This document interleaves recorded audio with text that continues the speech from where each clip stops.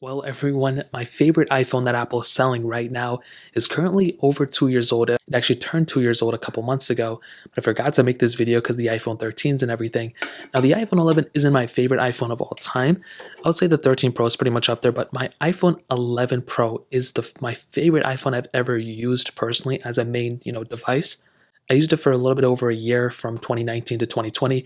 Great device. I have a lot of memories with this exact phone. But currently, the iPhone 11, for being sold $499 brand new, it's a very good value. And I would highly recommend you guys, if you're in the market, this is a very good brand new device, but it's also a tremendous used device as well. So $499 brand new, you can pick this thing up for probably like 400, maybe even cheaper than that in the used market.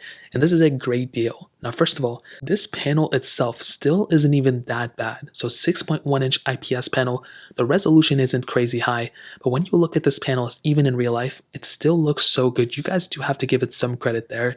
Of course, I've owned this phone for over 2 years because I bought it brand new, and I wasn't going to go ahead and show you guys how bad in condition it is. But if I go ahead and wipe it down, you can probably tell that it really isn't even that bad. So the durability aspect has been pretty good. As you can see, I've been using it all over the place. I don't use it as a main phone, but the build quality is still great. There's not too many scratches over it, and there's no cracks or anything. I think my iPhone 13 is in worse condition than this thing.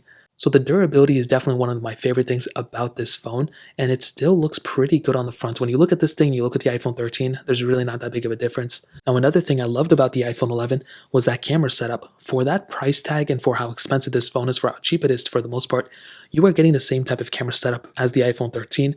There's some differences here and there. It's not as, great. It's no 4K, no Pro RAW video and all that stuff. But for the most part, being able to zoom in and zoom out, being able to have the ultra wide sensor and having the ability of zooming in and all that stuff, I mean, it's still a very capable sensor. We do have iOS 15.2 on this right now, and it's still a very good camera for the most part. I've had very few issues with this camera. And of course, this isn't in the best lighting, but it's still a very good quality camera for sure. And if you're somebody who wants to make a lot of TikToks and Snapchat videos and things like that, this is a tremendous camera still for that. But another big thing is the stability. This has been a very stable device since I bought it.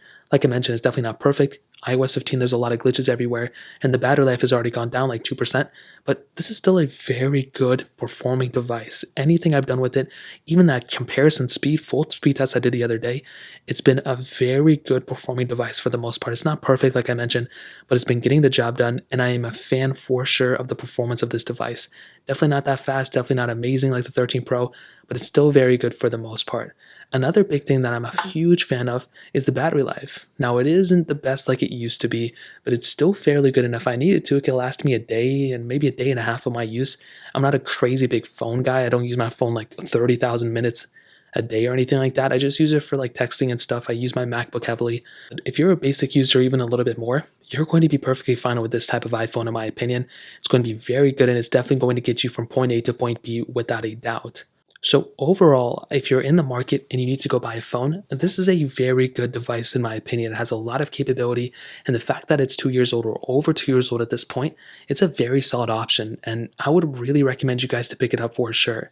If you want, I would probably recommend picking up an iPhone 11 Pro a little bit more if you're comfortable buying a used device. If not, the iPhone 11 is a tremendous device for you. So in terms of that, that pretty much covers it up. If you guys have any other questions or anything like that, let me know in the comment section below. Hit the like button, that would mean so much, but definitely hit that subscribe button. More importantly than everything else, I love every single one of you guys. Hopefully I'll catch you guys in the next video. Peace out till then.